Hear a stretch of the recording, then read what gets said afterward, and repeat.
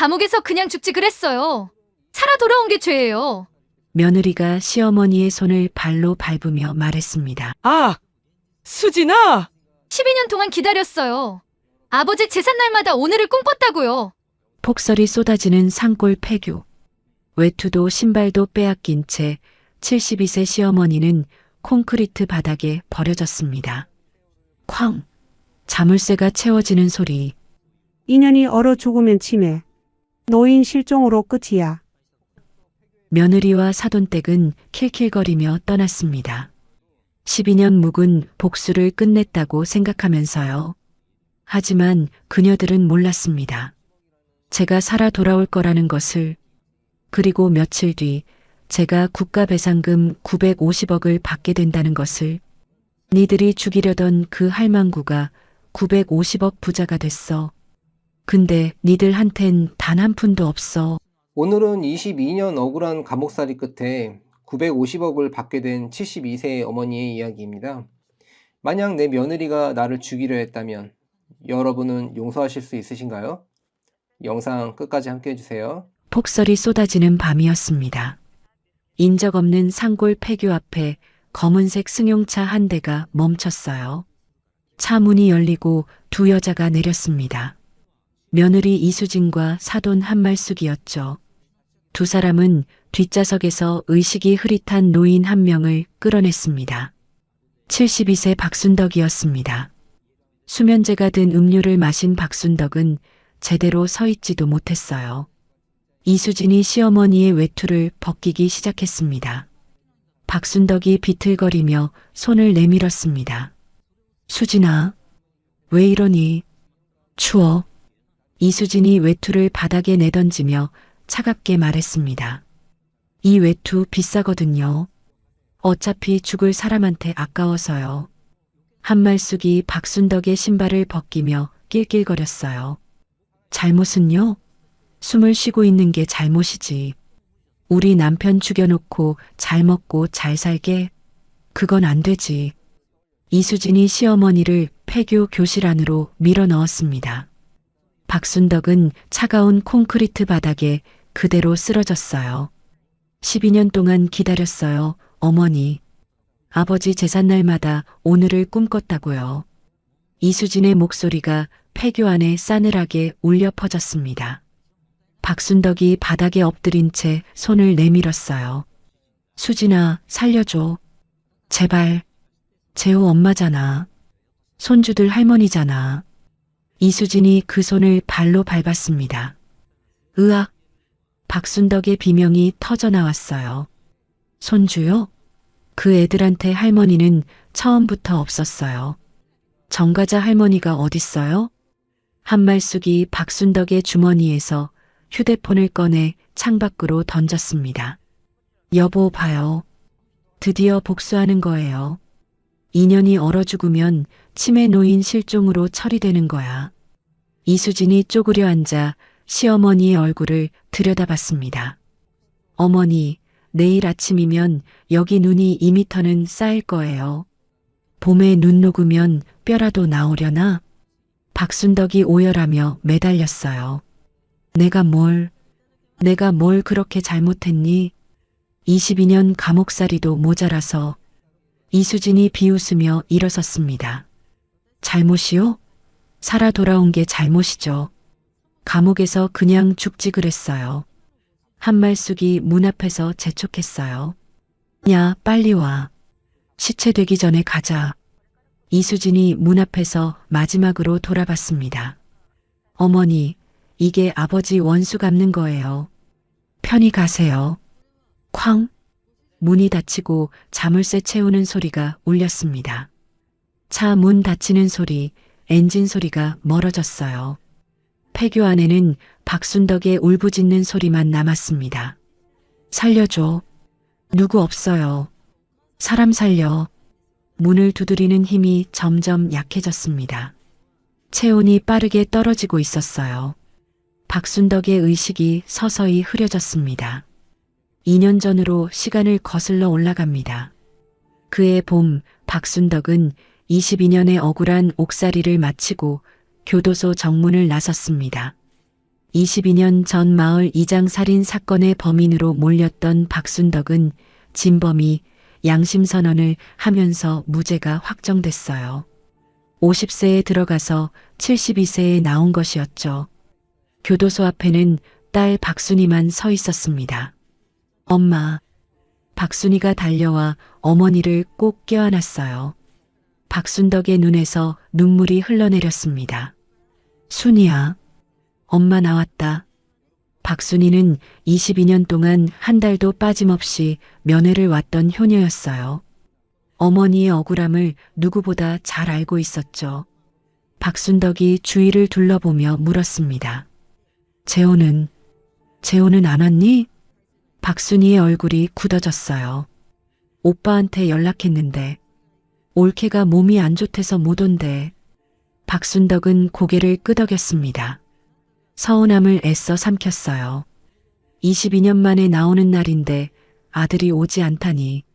하지만 박순덕은 내색하지 않았습니다. 그래, 며느리가 아프면 어쩔 수 없지.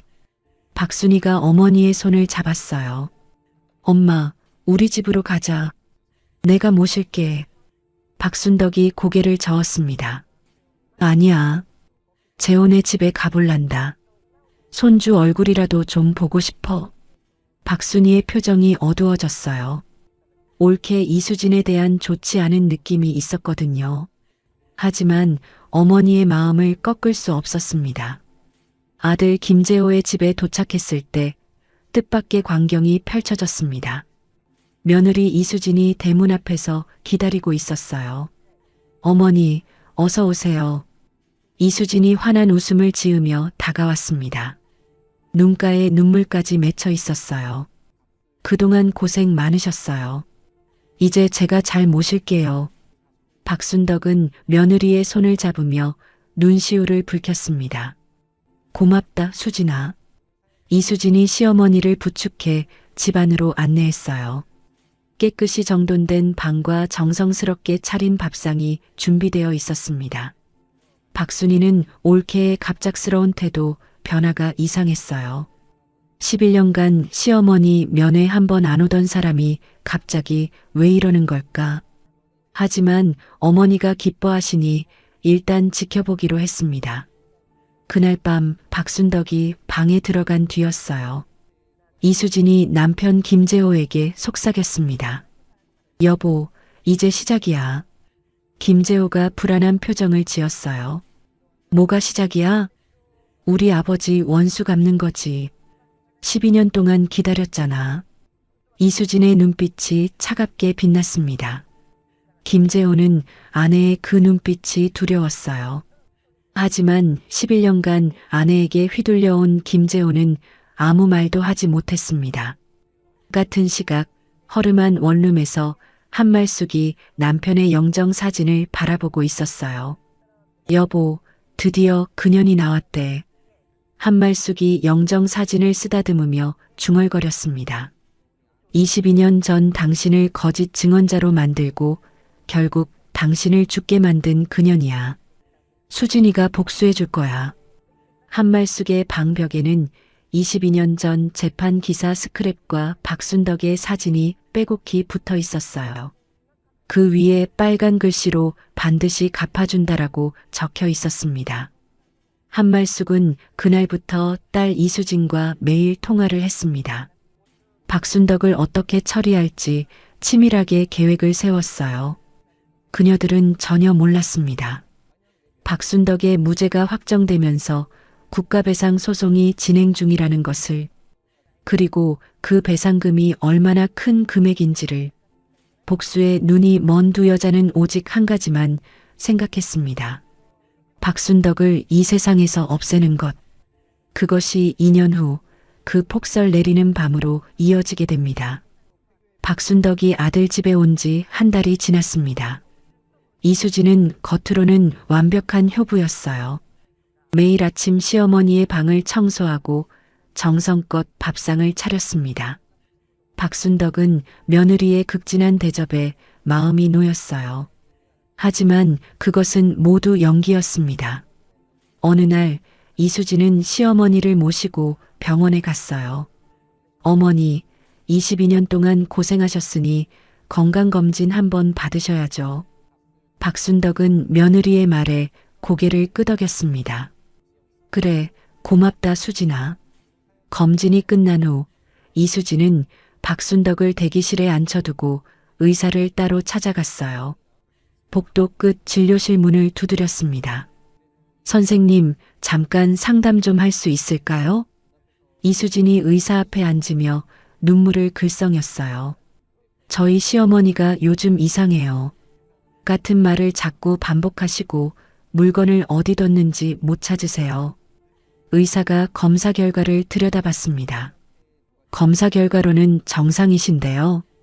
치매 소견이 전혀 없습니다. 이수진이 의사에게 더 가까이 다가갔어요.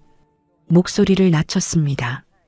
선생님, 그냥 치매 초기라고 진단서 좀 써주시면 안 될까요? 시어머니 관리하기가 너무 힘들어서요. 의사의 표정이 굳어졌습니다. 그건 불가능합니다. 정상인 분을 치매 환자로 진단하는 건 명백한 불법이에요. 이수진의 얼굴이 일그러졌어요. 하지만 의사 앞에서 내색할 수 없었습니다. 아, 네. 알겠습니다. 병원을 나온 이수진은 곧바로 친정어머니 한말숙에게 전화를 걸었어요. 엄마 안 돼. 의사가 정상이래. 한말숙의 목소리가 전화기 너머로 날카롭게 들려왔습니다. 뭐, 이 바보야. 그것도 제대로 못해? 의사가 불법이라고. 닥쳐. 네가 11년 동안 그 집에 시집가서 한 게 뭐야? 쓸모없는 것. 이수진은 친정어머니의 호통에 입을 다물었습니다. 어릴 때부터 그랬어요. 어머니 한말숙 앞에서는 아무 말도 할 수 없었습니다. 한말숙이 탁자를 내리치는 소리가 전화기로 들려왔어요. 그럼 다른 방법을 써야지. 그년을 살려둘 수는 없어. 엄마 어떡해. 일단 만나. 내가 방법을 알려줄게. 전화가 끊어졌습니다. 이수진의 손이 떨리고 있었어요. 그 무렵 딸 박순이는 이상한 낌새를 느끼고 있었습니다. 11년 동안 시어머니 면회 한번 오지 않던 올케가 갑자기 효부가 됐어요. 아무리 생각해도 이상했습니다.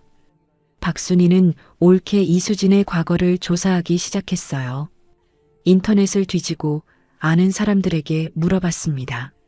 며칠 후 충격적인 사실을 알게 됐어요. 이수진의 친정성이 이 씨였습니다. 그리고 아버지 이름은 이만복. 12년 전에 스스로 목숨을 끊었다는 기록이 있었어요. 박순이의 가슴이 철렁 내려앉았습니다. 이만복. 어디서 들어본 이름인데. 박순이는 법원을 찾아가 22년 전 어머니 재판 기록을 열람했어요. 증인 명단에서 그 이름을 발견했습니다. 이만복. 22년 전 어머니에게 불리한 증언을 했던 바로 그 사람이었어요. 박순덕이 범인이라고 거짓 증언을 해서 유죄 판결을 받게 만든 장본인. 박순이의 손이 떨렸습니다. 올케 아버지가 엄마를 감옥에 보낸 사람이었어? 박순이는 더 깊이 조사했어요. 이만복은 거짓 증언 후 마을에서 쫓겨나듯 떠났습니다. 그리고 12년 전 죄책감을 이기지 못하고 스스로 목숨을 끊었어요. 그럼 올케는 복수하려고 오빠한테 접근한 거야? 박순이는 서둘러 어머니가 있는 오빠 집으로 향했습니다. 박순이가 도착했을 때 박순덕은 마당에서 빨래를 널고 있었어요. 엄마. 박순이가 급하게 어머니에게 다가갔습니다. 엄마, 나 할 말이 있어. 올케 친정이. 그 순간 현관문이 열리며 김재호가 나왔어요. 누나, 왜 또 왔어? 김재호의 표정이 좋지 않았습니다. 박순이가 오빠를 붙잡았어요. 오빠, 올케 친정 알아? 올케 아버지가 누군지 알고 결혼한 거야? 김재호의 눈이 흔들렸습니다. 하지만 이내 표정을 굳히며 말했어요. 알아. 그게 왜? 박순이가 경악했습니다. 알면서 결혼했어? 올케 아버지가 엄마를 감옥에 보낸 사람이야. 닥쳐, 누나. 김재호가 소리를 질렀어요. 박순덕이 놀라서 두 사람을 바라봤습니다. 재호야, 순이야, 왜 그러니? 김재호가 누나를 노려보며 말했습니다. 누나, 제발 우리 집안일에 끼어들지 마. 수진이가 얼마나 고생하는데. 과거 일 가지고 왜 그래? 박순이가 이를 악물었어요. 오빠, 정신 차려. 올케가 왜 갑자기 효도하는 것 같아? 뭔가 꿍꿍이가 있는 거야. 그만해.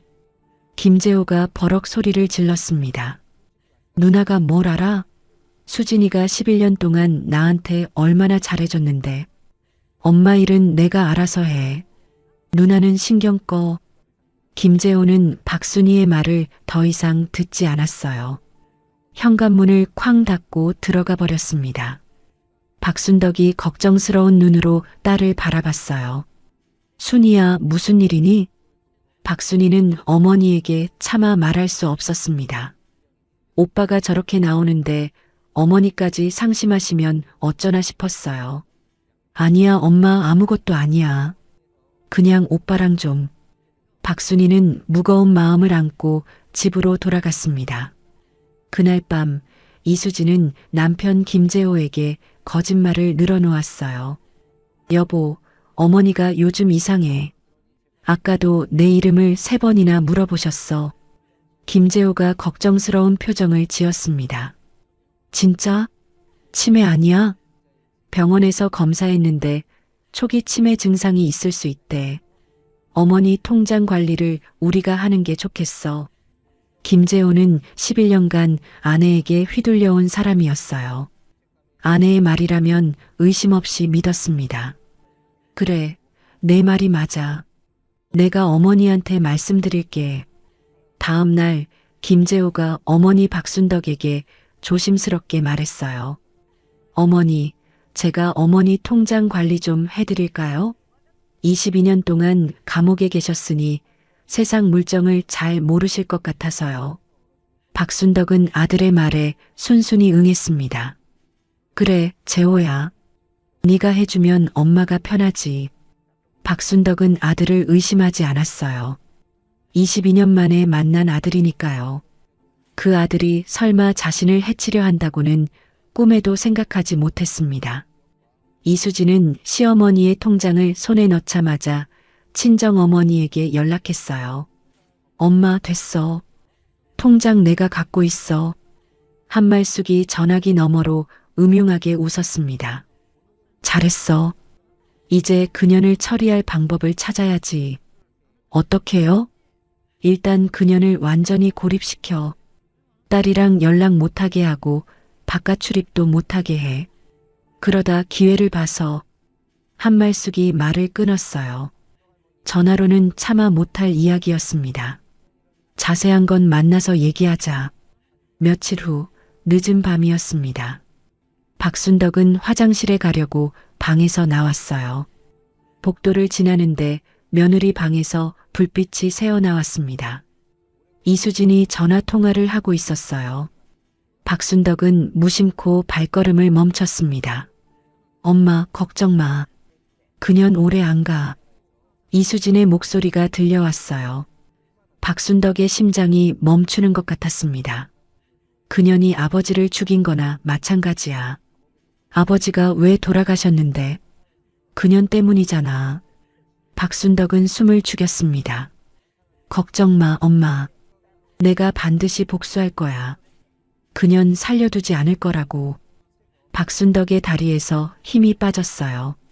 벽에 손을 짚고 간신히 몸을 지탱했습니다. 그년을 어떻게 할 건지는 엄마 말대로 할게. 그래, 아무도 모르게. 전화가 끊어지는 소리가 들렸습니다. 박순덕은 떨리는 다리를 이끌고 자기 방으로 돌아왔어요. 이불 속에 들어가 온몸을 웅크렸습니다. 며느리가 자신을 죽이려 한다. 그 사실이 머릿속에서 떠나지 않았어요. 어떡하지? 어떻게? 박순덕은 밤새 한숨도 자지 못했습니다. 아들에게 말해도 믿지 않을 것이 분명했어요. 딸에게 연락하려 해도 휴대폰은 며느리가 관리한다며 가져간 상태였습니다. 72세 노인은 완전히 고립되어 있었습니다. 그리고 그 고립은 곧 폭설 내리는 폐교로 이어지게 됩니다. 며느리의 사리를 알게 된 박순덕은 잠을 이룰 수 없었습니다. 다음 날 아침 박순덕은 떨리는 손으로 집 전화기를 들었어요. 딸 박순희에게 연락해야 했습니다. 하지만 번호를 누르자 신호음 대신 차단 안내 메시지가 흘러나왔어요. 이 번호는 수신 거부 상태입니다. 박순덕의 얼굴이 하얗게 질렸습니다. 며느리가 이미 손을 쓴 것이었어요. 그때 이수진이 뒤에서 다가왔습니다. 어머니, 아침부터 어디 전화하세요? 박순덕은 화들짝 놀라며 수화기를 내려놓았어요. 아, 아니다. 그냥. 이수진이 싸늘하게 웃었습니다. 순이 언니한테 전화하시려고요? 언니가 요즘 바빠서 연락하지 말래요. 어머니 보면 마음이 아프대요. 새빨간 거짓말이었습니다. 하지만 박순덕은 아무 말도 할 수 없었어요. 한편 딸 박순희는 어머니와 연락이 안 되자 초조해졌습니다. 며칠째 전화를 해도 받지 않으셨어요. 문자를 보내도 답이 없었습니다. 이상한 느낌이 들었어요. 박순희는 오빠 김재호에게 전화를 걸었습니다. 오빠, 엄마 좀 바꿔줘. 연락이 안 돼. 김재호가 잠시 뜸을 들이더니 말했어요. 어머니가 요즘 정신이 좀 혼미하셔. 전화 받으시면 더 힘들어 하셔서 수진이가 관리하고 있어. 뭐? 오빠, 그게 무슨 소리야? 누나, 제발 좀 가만히 있어. 수진이가 다 알아서 하고 있으니까. 어머니, 자극하지 마. 오빠. 김재호가 일방적으로 전화를 끊어버렸습니다. 박순희는 불길한 예감에 휩싸였어요. 올케가 어머니를 완전히 고립시키고 있는 것이 분명했습니다. 그 무렵 뜻밖의 인물이 박순덕을 찾아다니고 있었습니다. 정태수 75세. 22년 전 박순덕의 재판에서 결정적 증언을 거부했던 마을 사람이었어요. 정태수는 뉴스에서 박순덕의 무죄 확정 소식을 보고 잠을 이룰 수 없었습니다. 22년간 술로 세월을 보냈어요. 죄책감 때문이었습니다. 22년 전 정태수는 박순덕이 범인이 아니라는 것을 알고 있었어요. 진짜 범인이 누구인지도 봤습니다. 하지만 증언하지 못했어요. 진범에게 가족이 협박당했거든요. 입 열면 내 식구들 다 죽여버린다. 정태수는 무서웠습니다. 결국 법정에서 입을 다물었어요. 그 침묵 때문에 박순덕은 20년을 감옥에서 썩었습니다. 정태수는 매일 밤 악몽에 시달렸어요. 박순덕이 법정에서 억울하다고 울부짖던 모습이 떠올랐습니다. 이제라도 사죄해야 해. 정태수는 박순덕을 찾아 이곳저곳을 수소문했어요. 하지만 아들 집 주소를 알 수 없었습니다. 시간은 12년 전으로 거슬러 올라갑니다. 어느 날 저녁 이수진은 친정집으로 급하게 불려갔어요. 아버지 이만복이 쓰러졌다는 연락을 받았습니다. 이수진이 집에 도착했을 때 아버지는 이미 싸늘한 주검이 되어 있었어요. 유서 한 장이 놓여 있었습니다. 22년 전 거짓 증언을 한 죄책감을 더 이상 견딜 수 없다. 그 여자에게 미안하다. 용서해 주길 바란다. 이수진은 유서를 읽고 또 읽었습니다. 손이 떨렸어요. 아버지가 거짓 증언을 했다고? 옆에 있던 한말숙이 오열하며 말했습니다. 수진아, 다 그년 때문이야. 이수진이 고개를 들었어요. 그년이요? 박순덕? 그년이 내 아버지를 거짓 증언자로 만들었어. 그년 때문에 아버지가 평생 죄책감에 시달린 거야. 한말숙이 주먹으로 바닥을 치며 울부짖었습니다. 그년만 없었으면 아버지가 안 죽어. 그년이 우리 남편을 죽인 거야. 이수진은 어머니의 말을 그대로 믿었어요. 아버지를 존경했던 이수진에게 그 죽음은 너무 큰 충격이었습니다.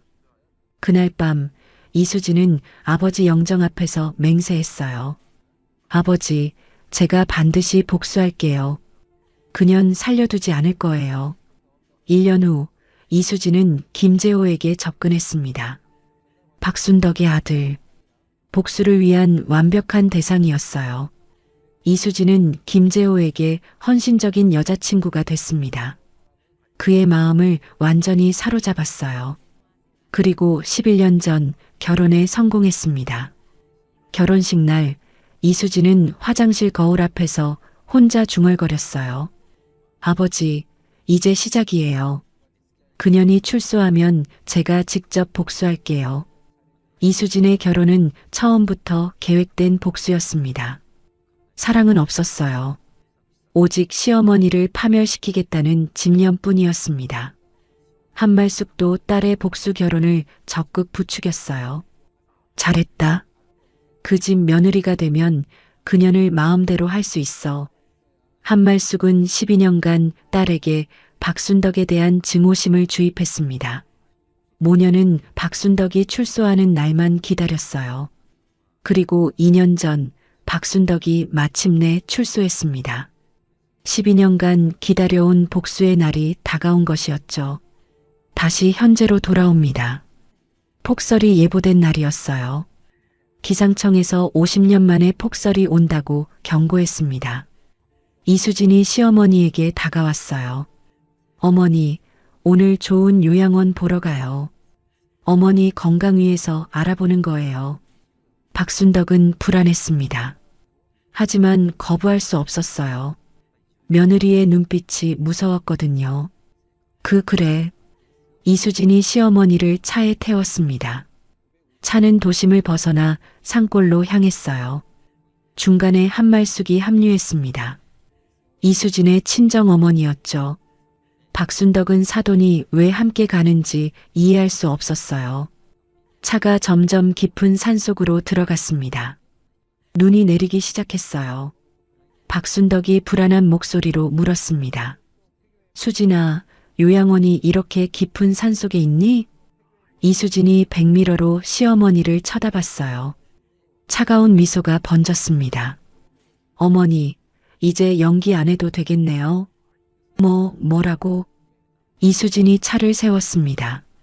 창밖으로 폐교 건물이 보였어요. 여기가 어머니 마지막 장소예요. 박순덕의 얼굴이 새하얗게 질렸습니다. 수진아, 무슨 소리야? 이수진이 차에서 내리며 말했어요. 12년 전 아버지가 돌아가셨어요. 어머니 때문에.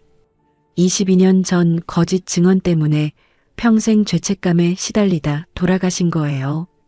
박순덕은 그제야 모든 것을 이해했습니다. 며느리의 아버지가 22년 전 재판의 그 증인이었다는 것을. 수진아, 그건 오해야. 내가. 닥쳐요. 이수진이 소리를 질렀습니다. 변명 듣기 싫어요. 아버지 복수는 오늘 끝나요. 한말숙이 박순덕을 차에서 끌어내렸습니다. 수면제가 든 음료를 강제로 먹였어요. 박순덕의 의식이 점점 흐려졌습니다. 두 여자는 힘이 빠진 시어머니를 폐교 안으로 끌고 들어갔어요. 외투를 벗기고 신발을 벗겼습니다. 그리고 문을 닫았습니다. 쾅! 자물쇠가 채워지는 소리가 울렸어요.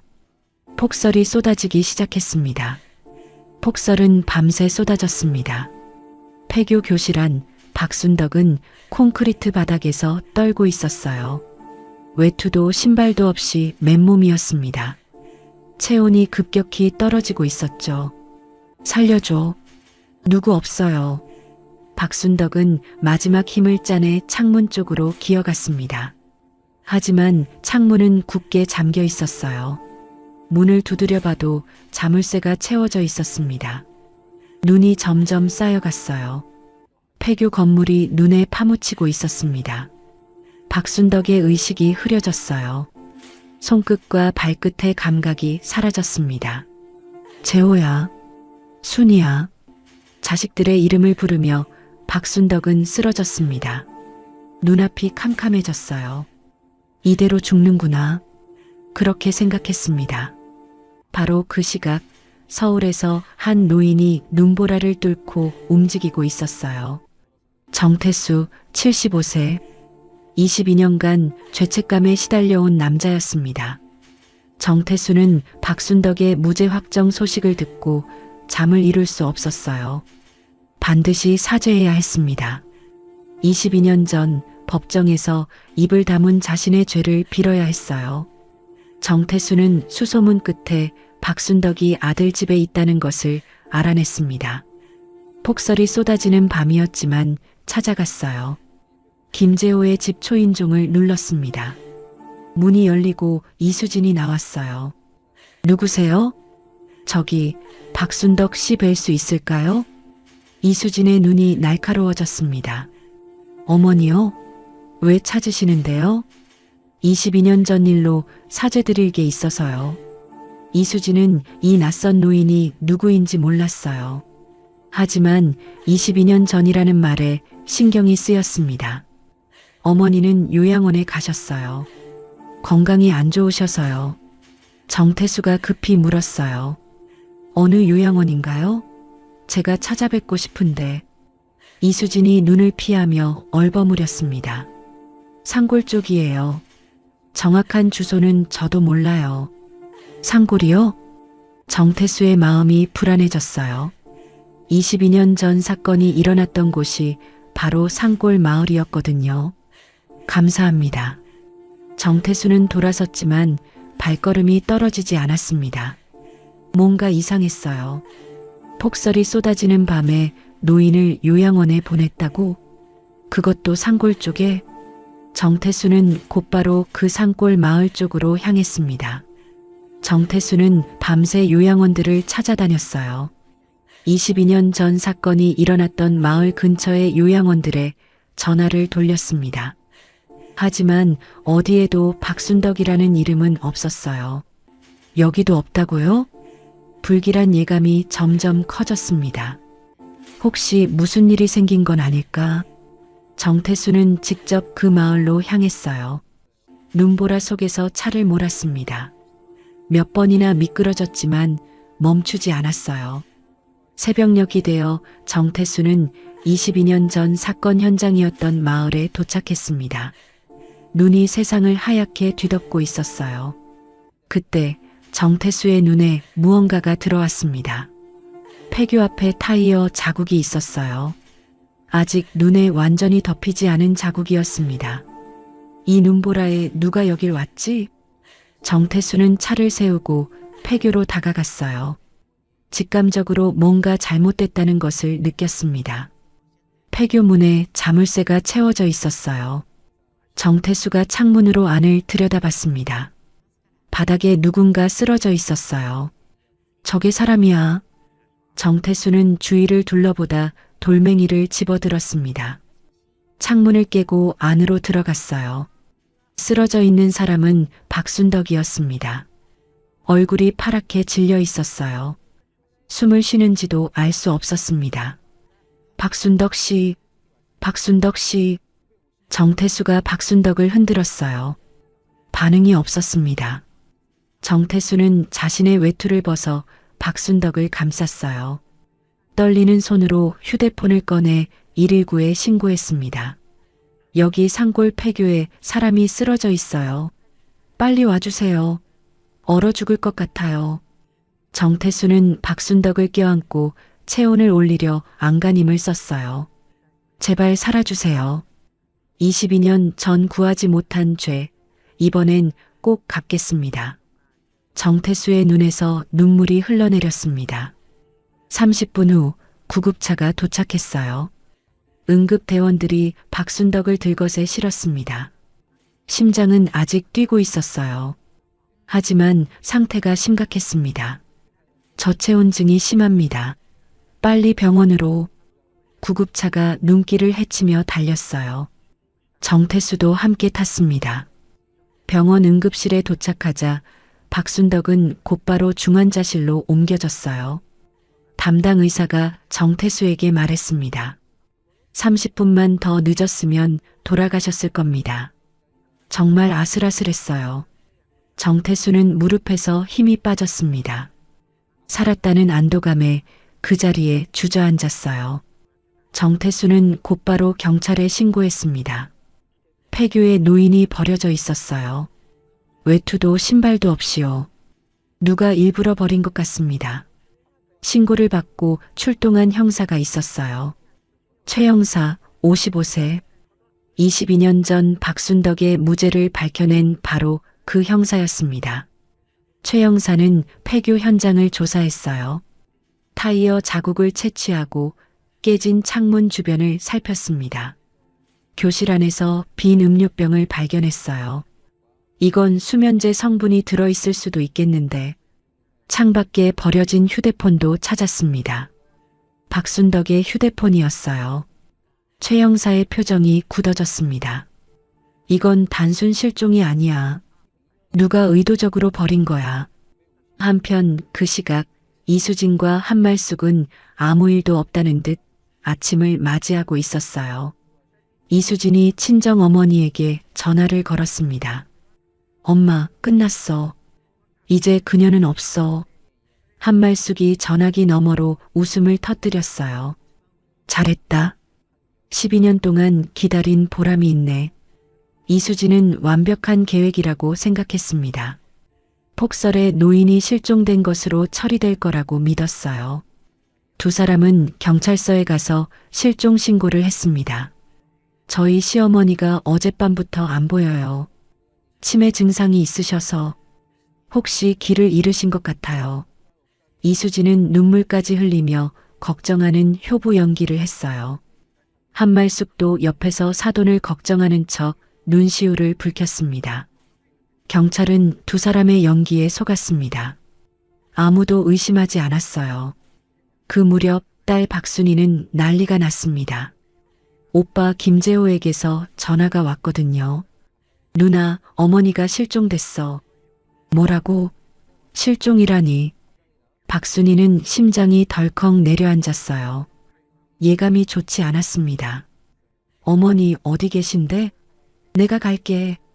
박순이는 수소문 끝에 어머니가 병원에 입원했다는 소식을 들었어요. 최 형사가 연락을 해온 것이었죠. 병원으로 달려간 박순이는 중환자실에서 어머니를 발견했습니다.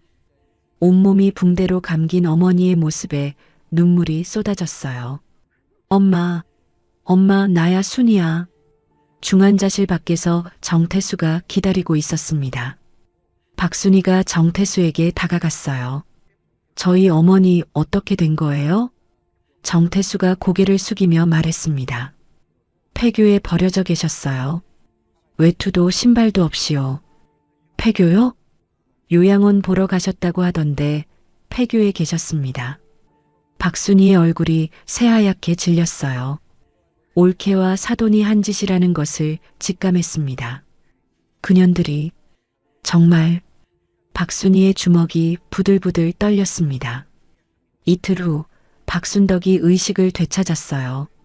눈을 뜨자 딸 박순이가 보였습니다. 엄마 깨어났어? 박순이가 어머니의 손을 꼭 잡았어요. 박순덕은 천천히 주위를 둘러봤습니다. 병원이었어요. 살아있었습니다. 순이야. 박순이가 눈물을 흘리며 말했어요. 엄마, 올케가 그런 거지? 올케랑 사돈이 엄마를 버린 거지? 박순덕은 잠시 침묵했습니다. 그리고 천천히 입을 열었어요. 순이야, 아직 아무에게도 말하지 마라. 네? 엄마, 무슨 소리야? 경찰에 말해야지. 박순덕이 딸의 손을 꼭 쥐었습니다. 내가 직접 끝낼 거야. 박순이가 어리둥절한 표정을 지었어요. 엄마, 그게 무슨. 그년들 앞에서 치매에 걸린 척 연기할 거야. 그러면서 증거를 모을 거다. 박순덕의 눈빛이 달라져 있었어요. 22년 감옥살이에서 단련된 인내와 도끼가 서려 있었습니다. 12년을 기다렸다며? 나도 기다릴 수 있어. 그년들이 스스로 무너지는 것을 볼 때까지. 박순덕의 조용한 복수가 시작되려 하고 있었습니다. 퇴원 일주일 후 박순덕은 아들 집으로 돌아왔습니다. 이수진은 깜짝 놀랐어요. 죽었을 거라고 확신했거든요. 어머니가 살아계셨어요? 경찰이 박순덕을 데려다 줬습니다. 최 형사가 이수진에게 말했어요. 폐교에서 발견됐습니다. 다행히 지나가던 분이 구조했어요. 이수진은 애써 표정을 관리하며 눈물을 흘렸습니다. 어머니, 어디 갔다 오신 거예요? 얼마나 걱정했는지 몰라요. 박순덕은 멍하니 며느리를 바라봤어요. 그리고 천천히 입을 열었습니다. 너, 누구야? 이수진의 눈이 커졌어요. 어머니, 저 수진이에요. 며느리요. 며느리? 내가 며느리가 있어? 박순덕이 고개를 갸웃거렸습니다. 완벽한 치매 연기였어요. 이수진은 처음에 의심했습니다. 하지만 며칠이 지나도 시어머니는 똑같았어요. 자기 이름도 못 알아보고 아들 얼굴도 못 알아봤습니다. 이수진이 친정어머니 한말숙에게 전화했어요. 엄마, 이상해. 그년이 진짜 치매에 걸린 것 같아. 한말숙이 전화기 너머로 웃었습니다. 잘 됐네. 폐교에서 얼어 죽을 뻔했으니 머리가 돌았겠지. 차라리 잘 된 거야. 이수진도 안도했어요. 복수는 완성됐다고 생각했습니다. 시어머니가 치매가 됐으니 산 시체나 다름없다고 여겼죠. 그로부터 보름이 지난 어느 날이었습니다. 이수진이 저녁 뉴스를 보다가 숟가락을 떨어뜨렸어요. 22년 전 마을 이장 살인 사건의 피해자 박순덕 씨에게 국가배상금 950억 원이 확정됐습니다. 화면에 박순덕의 사진이 나왔어요. 시어머니였습니다. 뭐라고? 이수진은 TV 앞으로 달려갔어요. 뉴스 앵커의 목소리가 이어졌습니다. 이번 배상금은 대한민국 역사상 최대 규모로 22년간의 억울한 옥살이에 대한 보상입니다. 이수진의 머릿속이 하얘졌어요. 950억? 그년이 950억을 받는다고? 손이 떨렸습니다. 곧바로 친정어머니에게 전화를 걸었어요. 엄마, 큰일 났어. TV 봐. 지금 당장. 한말숙도 뉴스를 보고 기절할 뻔했습니다. 950억이라고? 우리가 죽이려던 그년이 950억 부자야? 두 여자는 멍하니 서로를 바라봤어요. 복수한다고 죽이려 했던 사람이 알고 보니 엄청난 돈을 받게 된 것이었습니다. 한말숙이 정신을 차리며 말했어요. 야, 그년이 치매라며? 응, 아무것도 못 알아봐. 그럼 됐잖아. 치매면 후견인이 필요하잖아. 네가 후견인 되면 950억 다 내 거야. 이수진의 눈이 번쩍 빛났습니다. 복수심에 탐욕이 더해지는 순간이었어요. 엄마 말이 맞아. 이건 하늘이 주신 기회야. 그때부터 이수진의 태도가 달라졌어요. 시어머니를 더욱 극진히 모시기 시작했습니다. 맛있는 음식을 해드리고 산책도 시켜드렸어요. 어머니, 오늘 날씨 좋아요. 밖에 나가실래요? 박순덕은 멍한 표정으로 고개를 끄덕였습니다. 치매 연기를 완벽하게 유지했어요. 이수진은 변호사를 찾아가 성년 후견인 제도를 상담받았습니다. 시어머니가 치매세요. 제가 후견인이 되면 재산 관리를 할 수 있나요? 변호사가 고개를 끄덕였어요. 법원에서 후견인으로 지정하면 가능합니다. 이수진은 곧바로 후견인 심판 청구서를 준비했습니다. 한편 박순덕은 치매 연기를 하면서 증거를 모으고 있었어요. 며느리가 전화할 때마다 몰래 녹음했습니다. 작은 녹음기를 항상 품고 다녔어요. 엄마, 후견인 서류 준비 다 됐어. 곧 법원에 낼 거야. 잘했다. 950억 손에 넣으면 우리 인생 피는 거야. 이런 대화들이 차곡차곡 녹음됐습니다. 딸 박순이와 정태수도 몰래 도왔어요. 박순희는 22년 전 재판 기록을 더 깊이 조사했습니다. 그러다 충격적인 사실을 발견했어요. 이수진의 아버지 이만복이 거짓 증언을 한 이유가 밝혀진 것이었습니다. 당시 진짜 범인인 마을 이장에게 큰 빚을 지고 있었어요. 협박에 못 이겨 거짓 증언을 한 것이었습니다. 박순희가 어머니에게 말했어요. 엄마, 올케 아버지가 거짓 증언한 건 엄마 때문이 아니야. 자기 빚 때문이었어. 박순덕은 고개를 끄덕였습니다. 그래, 나도 알아. 그 사람도 피해자야. 그럼 올케랑 사돈은 엉뚱한 사람을 원망한 거네? 그렇지. 하지만 그 진실은 그년들 스스로 알게 해야 해. 최 형사도 수사를 계속하고 있었어요. 폐교에서 발견된 타이어 자국이 이수진의 차량과 일치했습니다. 근처 주유소 CCTV에서 결정적 영상도 확보했어요. 폭설이 내리던 그날 밤, 이수진과 한말숙이 함께 차를 타고 지나간 모습이 찍혀 있었습니다. 폐교에서 발견된 음료병에서는 수면제 성분이 검출됐어요. 최 형사가 정태수에게 말했습니다. 증거는 충분합니다. 언제든 체포할 수 있어요. 정태수가 고개를 저었어요. 박순덕 씨가 직접 끝내고 싶어 하십니다. 조금만 기다려주세요. 정태수는 22년 전 자신이 증언을 거부한 진짜 이유를 자필 진술서로 작성해 최 형사에게 제출했습니다. 진범에게 가족이 협박당했다는 내용이었어요. 모든 증거가 갖춰졌습니다. 박순덕은 기자 문 기사에게 연락했어요. 제 이야기를 세상에 알리고 싶습니다. 문 기사는 22년 전 사건부터 폐교 6기까지 모든 내용을 취재했습니다. 충격적인 이야기에 문 기사의 눈이 휘둥그레졌어요. 이걸 기자회견으로 발표하시겠어요? 네. 후견인 심판 당일에 하겠습니다. 박순덕의 계획은 치밀했습니다. 며느리가 가장 자신만만한 순간에 모든 것을 무너뜨릴 생각이었어요. 드디어 후견인 심판 당일이 됐습니다. 이수진과 한말숙은 법원에 도착했어요. 자신만만한 표정이었습니다. 오늘만 지나면 950억은 우리 거야. 김재호도 함께 왔어요. 아내 편에 서서 증언하기로 했습니다. 법정에서 이수진이 말했어요. 저희 시어머니는 치매입니다. 제가 후견인이 되어 어머니를 모시고 싶습니다. 판사가 질문했습니다. 환자 본인은 어디 계십니까? 오늘 상태가 안 좋으셔서 못 모시고 왔습니다.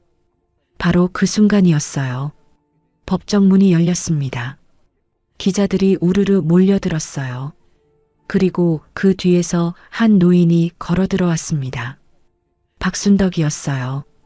멀쩡한 모습으로. 이수진과 한말숙의 얼굴이 하얗게 질렸습니다. 박순덕이 또렷한 목소리로 말했어요. 저는 치매가 아닙니다. 오늘 모든 진실을 밝히겠습니다. 법정이 충격에 휩싸였습니다. 법정이 술렁였습니다. 박순덕이 멀쩡한 모습으로 걸어 들어오자 이수진과 한말숙의 얼굴이 사색이 됐어요. 죽은 줄 알았던 사람이 살아 있었습니다. 치매인 줄 알았던 사람이 정상이었어요.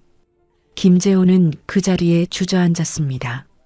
어머니가 치매가 아니었어? 11년간 아내에게 속아온 것이었어요. 머릿속이 하얘졌습니다. 박순덕이 판사를 향해 말했어요. 재판장님, 저는 치매가 아닙니다. 오늘 모든 진실을 밝히겠습니다. 법정 밖에는 기자들이 몰려 있었습니다. 문 기사가 카메라를 들고 기다리고 있었어요. 박순덕은 법정을 나와 기자회견장으로 향했습니다. 기자회견장에는 수십 명의 기자들이 모여 있었어요. 카메라 플래시가 터졌습니다. 박순덕이 마이크 앞에 섰어요. 저는 박순덕입니다. 22년 전 억울한 누명을 쓰고 20년간 감옥살이를 했습니다. 기자들이 숨을 죽였어요. 2달 전 저는 며느리와 사돈에게 폐교에 버려졌습니다. 폭설이 쏟아지는 밤이었어요. 외투도 신발도 빼앗기고 얼어 죽으라고 버려진 것입니다. 웅성거리는 소리가 커졌어요. 저는 기적적으로 살아남았습니다. 그리고 치매에 걸린 척 연기하며 증거를 모았습니다. 박순덕이 손에 든 녹음기를 들어보였어요. 여기에 며느리와 사돈의 대화가 녹음되어 있습니다. 녹음이 재생됐습니다. 엄마, 후견인 서류 준비 다 됐어. 곧 법원에 낼 거야. 잘했다. 950억 손에 넣으면 우리 인생 피는 거야. 기자들이 술렁였어요. 2년이 얼어 죽으면 치매 노인 실종으로 처리되는 거야. 12년 동안 기다린 보람이 있네. 녹음이 끝나자 기자회견장이 발칵 뒤집어졌습니다. 최 형사가 앞으로 나섰어요. 경찰입니다. 폐교 현장에서 수집한 증거를 공개하겠습니다. 최 형사가 화면에 CCTV 영상을 띄웠어요. 폭설이 내리던 그날 밤 이수진의 차가 폐교로 향하는 모습이 찍혀 있었습니다. 차 안에는 이수진과 한말숙 그리고 뒷좌석에 쓰러진 박순덕이 보였어요. 폐교에서 발견된 음료병에서 수면제 성분이 검출됐습니다. 타이어 자국도 이수진 씨 차량과 일치합니다. 기자들의 카메라 플래시가 미친 듯이 터졌어요. 최 형사가 이수진과 한말숙에게 다가갔습니다. 이수진 씨, 한말숙 씨, 살인미수와 유기치사미수 혐의로 긴급 체포합니다. 그 순간 한말숙이 벌떡 일어났어요. 잠깐, 한말숙이 기자들을 향해 소리쳤습니다. 그래요, 내가 했어요. 하지만 다 전현 때문이에요. 기자들이 일제히 한말숙을 바라봤어요. 전현이 우리 남편을 죽였어요. 한말숙이 박순덕을 가리키며 절규했습니다. 22년 전 우리 남편은 전현 재판에서 증언을 했어요. 그 후로 평생 죄책감에 시달렸어요. 밤마다 악몽을 꾸고 술에 빠져 살았어요. 한말숙의 눈에서 눈물이 흘러내렸습니다. 그러다 12년 전 결국 스스로 목숨을 끊었어요. 유서에 뭐라고 써 있는 줄 알아요? 박순덕에게 미안하다고. 그 죄책감 때문에 죽은 거예요. 기자들이 술렁였어요. 전현만 없었으면 우리 남편 안 죽어요. 전현이 남편을 죽인 거나 마찬가지야. 한말숙이 바닥에 주저앉아 오열했습니다. 기자들 사이에서 수군거리는 소리가 커졌어요. 박순덕 씨 때문에 사람이 죽은 거야? 간접적으로 책임이 있는 거 아니야? 여론이 흔들리기 시작했습니다. 그날 저녁 뉴스에서 이 사건이 대대적으로 보도됐어요. 950억 배상금을 노린 며느리의 범행인가? 남편 복수를 위한 어쩔 수 없는 선택이었나? 22년 전 거짓 증언으로 인해 한 남자가 목숨을 끊었습니다. 이 비극의 책임은 누구에게 있는 걸까요? 인터넷 댓글창이 불타올랐습니다. 며느리가 나쁘긴 한데 박순덕도 좀. 남편이 자살한 건 박순덕 때문 아니야? 피해자인 척하지만 가해자 아님? 여론이 갈라졌어요. 일부는 박순덕 편이었지만 일부는 한말숙의 말에 동조했습니다. 박순덕은 22년 전에 이어 다시 한번 억울한 상황에 놓였어요. 분명히 피해자인데 가해자 취급을 받고 있었습니다. 설상가상으로 아들 김재호가 찾아왔어요. 박순덕은 박순희의 집에 머물고 있었습니다. 김재호가 문 앞에 나타났어요. 어머니, 저예요. 재호예요. 박순희가 문을 막아섰습니다. 오빠, 여기서 뭐해? 얼굴이 얼굴이야? 누나, 비켜. 어머니한테 할 말이 있어. 김재호가 안으로 들어왔어요. 박순덕은 거실에 앉아 있었습니다. 어머니. 김재호가 어머니 앞에 무릎을 꿇었어요. 하지만 그의 입에서 나온 말은 뜻밖이었습니다. 어머니, 제발 수진이를 용서해 주세요.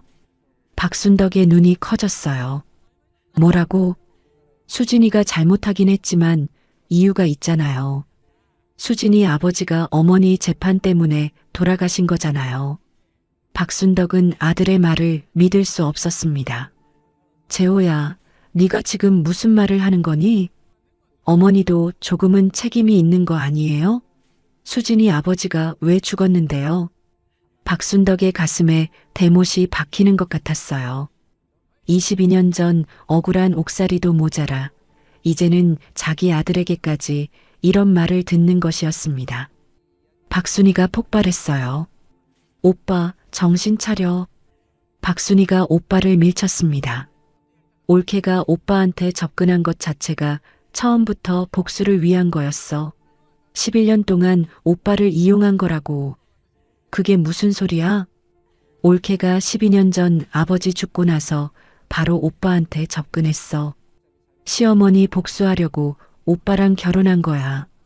김재호의 얼굴이 일그러졌어요. 거짓말 마.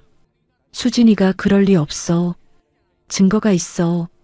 올케가 결혼 전부터 엄마 출소일을 체크하고 있었다고. 처음부터 계획된 거야. 김재호는 고개를 저었습니다. 믿을 수 없어. 수진이는 그런 애 아니야. 11년간 아내에게 세뇌당한 김재호는 진실을 받아들이지 못했어요. 박순이가 이를 악물었습니다. 오빠는 아직도 정신 못 차렸구나. 눈앞에서 증거를 봤으면서도. 김재호가 일어서며 말했어요. 어머니, 저는 수진이 편이에요. 수진이가 감옥에 가면 저도 끝이에요. 제발 용서해 주세요. 그 말을 남기고 김재호는 나가버렸습니다. 박순덕은 한참을 말없이 앉아 있었어요. 아들의 말이 가슴에 비수처럼 박혔습니다. 22년간 감옥에서 버틸 수 있었던 건 자식들 때문이었어요. 그런데 그 아들이 자신보다 며느리 편을 드는 것이었습니다. 내가 정말 잘못한 걸까? 박순덕은 자신 때문에 정말로 사람이 죽은 것인지 괴로워했어요. 이만복이 왜 죽었는지 진짜 이유가 궁금해졌습니다. 박순덕은 최 형사에게 전화를 걸었어요. 최 형사님, 부탁이 있습니다. 말씀하세요. 12년 전 이만복 씨가 왜 돌아가셨는지 제대로 조사해 주실 수 있나요? 유서 외에 다른 것은 없었는지요? 최 형사는 잠시 생각하다 대답했습니다. 알겠습니다. 제가 다시 조사해 보겠습니다. 전화를 끊은 후 최 형사는 12년 전 이만복의 자살 사건 기록을 다시 열어봤어요. 유서는 있었지만 뭔가 이상했습니다. 유서 내용이 너무 단순해. 다른 게 있었을 텐데. 최 형사는 이수진과 한말숙이 살던 집에 대한 압수수색 영장을 청구했습니다. 그 집을 뒤지면 뭔가 나올 거야. 12년간 숨겨진 진실이 곧 밝혀지려 하고 있었습니다. 기자회견 사흘 후 최 형사는 압수수색 영장을 받아냈습니다. 한말숙의 집을 수색하기로 했어요. 12년 전 이만복의 자살에 대한 진실을 찾기 위해서였습니다.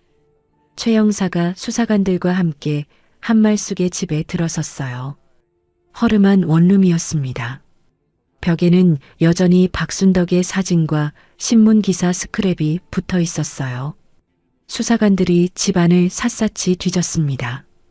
옷장, 서랍, 침대 밑. 그러다 벽장 깊숙한 곳에서 낡은 상자 하나를 발견했어요. 최 형사가 상자를 열었습니다. 안에는 오래된 편지들과 사진들이 있었어요. 그리고 그 밑에 접힌 종이 한 장이 있었습니다. 이건 뭐지? 최 형사가 종이를 펼쳤어요. 이만복의 글씨였습니다. 12년 전에 쓴 또 다른 메모였어요. 최 형사의 눈이 커졌습니다. 메모에는 충격적인 내용이 담겨 있었어요. 아내 말숙에게 나는 박순덕 씨 때문에 죽는 게 아니다. 당신의 끝없는 학대와 멸시를 더 이상 견딜 수 없어서 떠난다. 22년 전 거짓 증언도 당신이 시킨 거였다. 당신의 도박빚 때문에 마을 이장에게 협박당했고 당신이 증언하라고 강요했다. 나는 평생 죄책감에 시달렸지만 당신은 한 번도 미안해하지 않았다. 오히려 나를 무능하다고 멸시했다. 이제 끝내려 한다. 당신 곁에서 사는 것보다 죽는 게 낫다. 수진아, 이 편지를 보게 된다면 알아다오. 아버지는 박순덕 씨 때문이 아니라 내 어머니 때문에 떠나는 거야. 미안하다, 딸아. 최 형사는 메모를 읽고 또 읽었습니다. 한말숙이 이 메모를 숨긴 거야.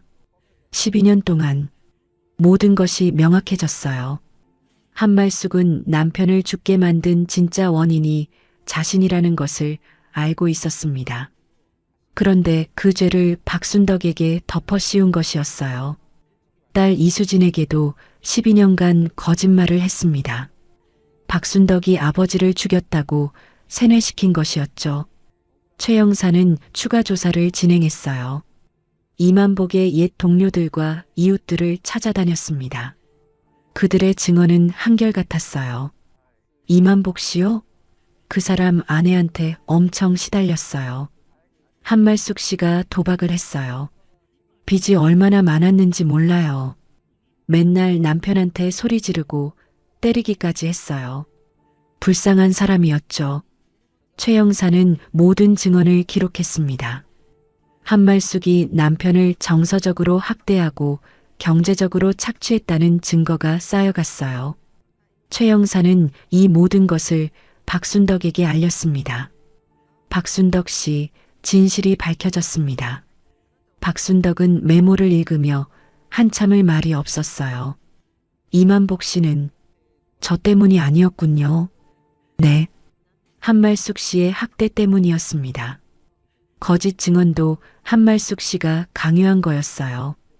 박순덕의 눈에서 눈물이 흘러내렸습니다. 22년간 자신 때문에 한 사람이 죽었다는 죄책감에 시달렸어요. 하지만 그것은 사실이 아니었습니다. 그 사람도 피해자였네요. 박순이가 어머니의 손을 꼭 잡았어요.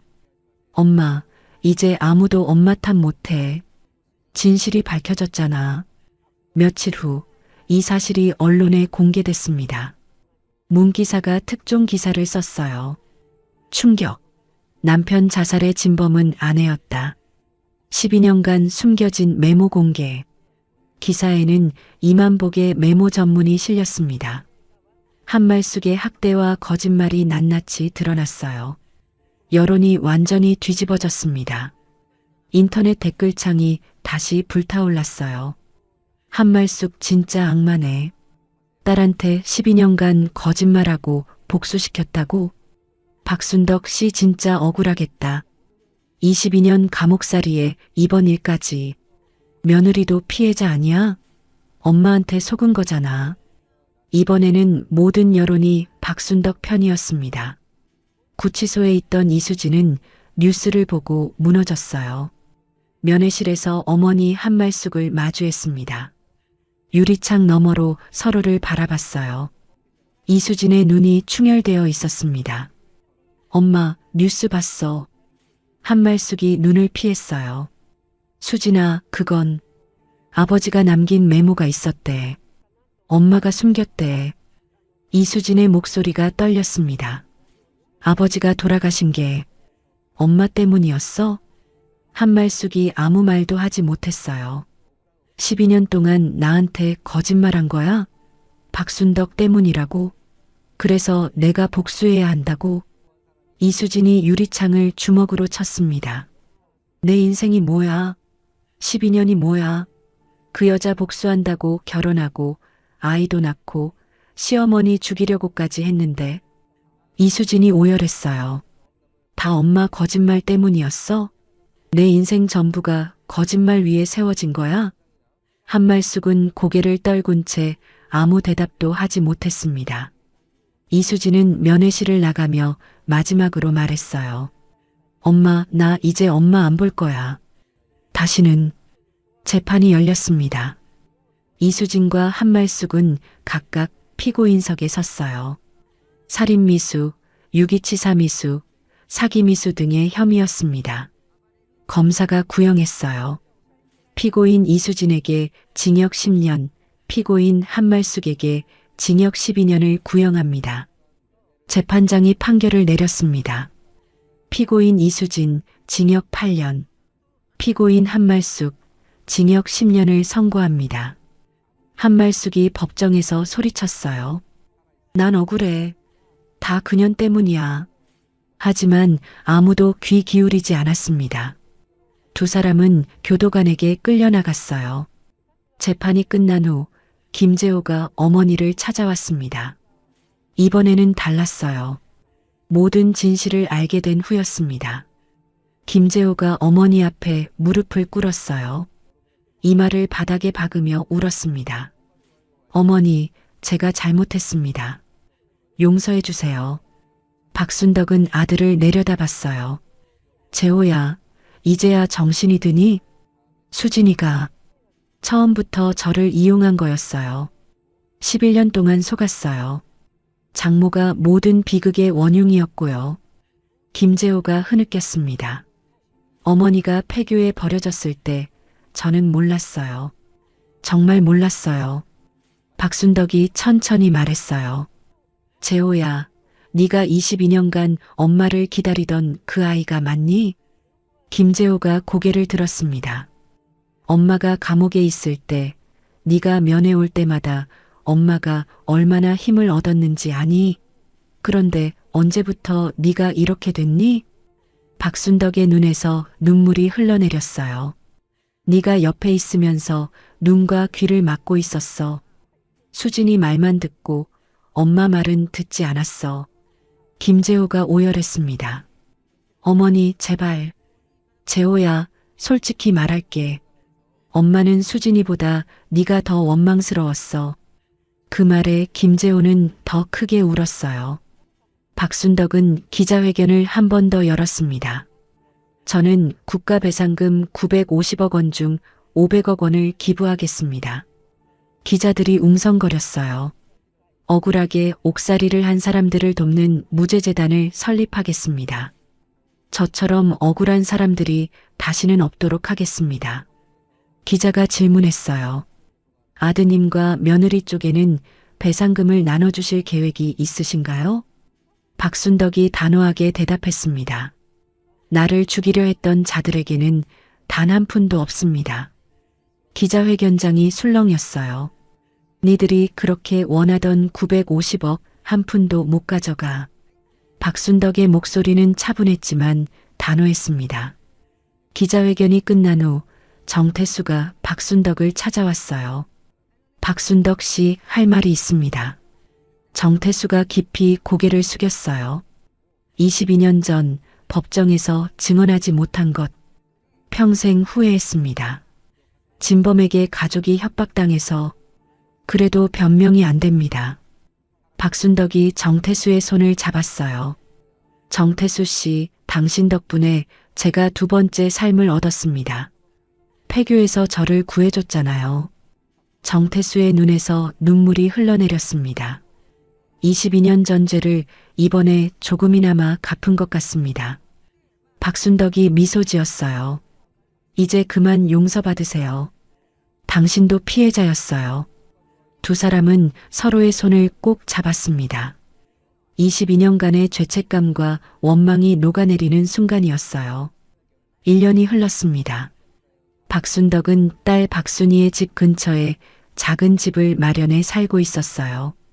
매일 아침 정태수와 함께 공원을 산책했습니다.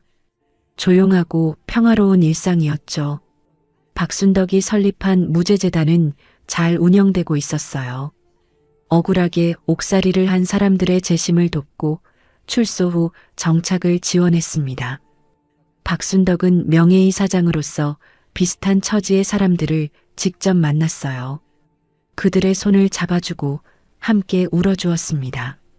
정태수도 재단의 자원봉사자로 활동했어요. 22년간의 죄책감에서 벗어나 새 삶을 시작한 것이었습니다. 박순덕 씨, 오늘도 상담 신청이 많아요. 정태수가 서류를 건네며 말했어요. 그래요.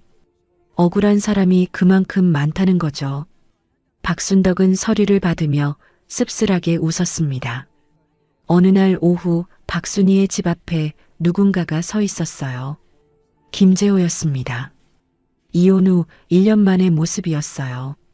얼굴이 많이 야위어 있었습니다. 낡은 옷을 입고 있었어요. 김재호가 대문 앞에 무릎을 꿇었습니다. 어머니, 저예요. 재호예요. 박순이가 창문으로 내다보며 인상을 썼어요. 오빠가 왜 또 와? 박순덕은 잠시 망설이다 대문 밖으로 나갔습니다. 아들이 무릎을 꿇고 앉아 있었어요. 눈가에 눈물이 맺혀 있었습니다. 어머니, 제가 잘못했습니다. 평생 속죄하며 살겠습니다. 박순덕은 아들을 내려다봤어요. 재호야, 일어나라. 김재호가 고개를 저었습니다. 용서해 주실 때까지 안 일어날 거예요. 박순덕은 한숨을 쉬며 말했어요. 재호야, 엄마가 감옥에서 22년을 버틸 수 있었던 건 너와 순이가 있었기 때문이야. 김재호가 고개를 들었습니다. 하지만 네가 엄마를 가장 아프게 했어. 수진이보다 사돈보다 네가 더. 김재호의 눈에서 눈물이 흘러내렸어요. 어머니, 11년 동안 옆에 있으면서 아무것도 못 봤잖아. 눈 뜨고 장님 노릇을 했어. 박순덕의 목소리가 떨렸습니다. 돈은 한 푼도 줄 수 없다. 그건 널 벌주려는 게 아니야. 돈 때문에 사람이 어떻게 변하는지 네가 똑똑히 봤잖아. 김재호가 고개를 숙였어요. 네가 정말 잘못을 뉘우친다면 엄마 마음의 문은 천천히 열어볼게. 하지만 오늘은 아니야. 박순덕은 돌아서서 집으로 들어갔습니다. 대문이 닫혔어요. 김재호는 한참 동안 대문 앞에 무릎 꿇은 채 울었습니다. 같은 시각 교도소에서는 이수진이 편지 한 통을 받았어요. 박순덕이 보낸 편지였습니다. 이수진은 떨리는 손으로 편지를 열었어요. 수진에게, 내 아버지는 착한 사람이었다. 마지막까지 죄책감에 시달린 것도 그만큼 양심이 있었기 때문이야. 내 어머니의 거짓말이 너와 내 아버지의 인생을 모두 망쳤다. 너는 12년간 잘못된 복수를 했어. 나도 네가 미웠다. 하지만 이제는 불쌍하게 느껴진다. 미움을 놓아라. 그래야 내 인생이 다시 시작될 수 있다. 박순덕 올림. 이수진은 편지를 읽고 또 읽었습니다. 눈물이 멈추지 않았어요. 12년간 품어온 복수심이 어머니의 거짓말 위에 세워진 것이었습니다. 잘못된 미움 때문에 인생을 망쳤어요. 이수진은 편지를 가슴에 안고 오열했습니다. 아버지, 미안해요. 제가 잘못했어요. 그날 밤 이수진은 결심했어요. 출소하면 새 삶을 살겠다고. 복수가 아닌 진짜 자신의 인생을 살겠다고. 며칠 후 박순덕은 딸 박순이, 정태수와 함께 어딘가로 향했어요. 22년 전 자신이 억울하게 잡혀갔던 그 마을이었습니다. 차에서 내린 세 사람은 천천히 걸었어요. 마을은 많이 변해 있었습니다. 하지만 그 폐교는 그대로였어요. 박순덕이 폐교 앞에 멈춰 섰습니다. 여기서 죽을 뻔했지. 박순이가 어머니의 손을 꼭 잡았어요. 엄마, 괜찮아? 괜찮아. 이제 다 끝났으니까. 정태수가 차에서 작은 꽃나무를 들고 왔습니다. 여기에 심을까요? 박순덕이 고개를 끄덕였어요. 세 사람은 폐교 앞에 작은 꽃나무를 심었습니다. 박순덕이 흙을 덮으며 말했어요. 이 나무가 크면 나쁜 기억도 다 묻히겠지. 박순이와 정태수가 미소 지었습니다. 바람이 불었어요. 꽃나무 잎이 살랑거렸습니다. 박순덕은 폐교를 마지막으로 바라봤어요. 이제 진짜 끝이야. 세 사람은 발걸음을 돌렸습니다. 등 뒤로 폐교가 점점 멀어졌어요. 한 달 후 무죄재단 사무실에서 특별한 만남이 있었습니다.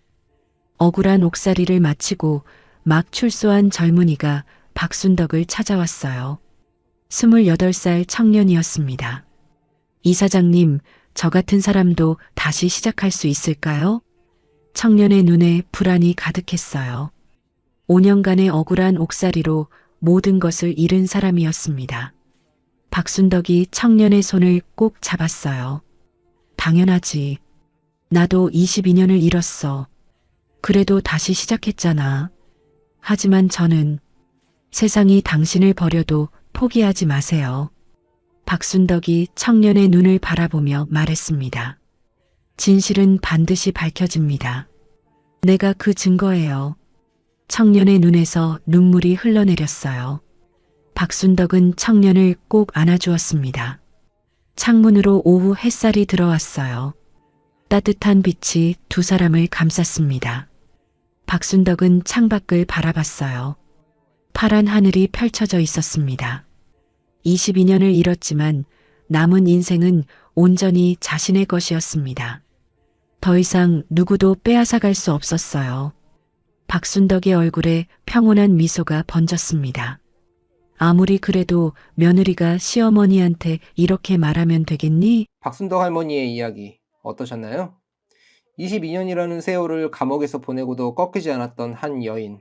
폭설 속 폐교에 버려지고도 다시 일어난 그 강인함이 오래도록 마음에 남습니다. 솔직히 말씀드릴게요. 950억이라는 금액, 현실에서 가능한 일인지 의문이 드실 수 있어요. 실제로 우리나라에서 억울한 옥살이에 대한 국가배상금은 해마다 늘고 있습니다. 최근에는 수십억대의 배상 판결도 여러 건 나왔고요. 무고한 사람이 감옥에서 보낸 시간, 그 값을 돈으로 환산할 수는 없겠지만 국가가 책임지려는 움직임은 분명히 있습니다. 다만 오늘 사연은 실제 경험담을 바탕으로 각색한 것이라는 점 양해 부탁드려요. 전달 과정에서 일부 과장이나 극적 요소가 더해졌을 수 있습니다. 그래도 이 이야기가 우리에게 남기는 것들이 있어요. 돈 앞에서 사람은 변합니다. 내 자식이라고 믿었던 사람도 내 편이라 여겼던 사람도요. 그러니 재산은 반드시 본인이 관리하세요. 통장도 도장도 집문서도 절대 남에게 맡기지 마세요. 그리고 내 곁에 누가 진짜인지 평소에 눈여겨보세요. 갑자기 잘해주는 사람보다 묵묵히 곁을 지켜온 사람이 진짜입니다.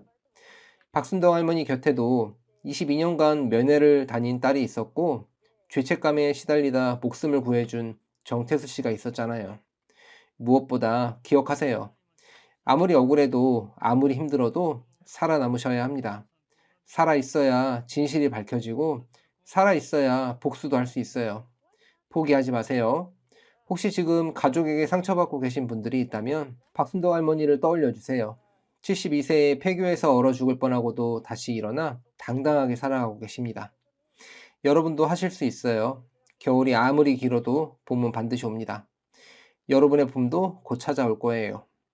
구독과 좋아요, 알림 설정을 눌러주시면 여러분께도 박순덕 할머니처럼 진정한 행복이 찾아올 거예요. 댓글로 시청하고 계신 지역과 의견을 남겨주세요. 순잔의 사연 다음에도 재미있는 사연으로 또 찾아뵙겠습니다. 항상 건강하시고 행복하세요. 감사합니다.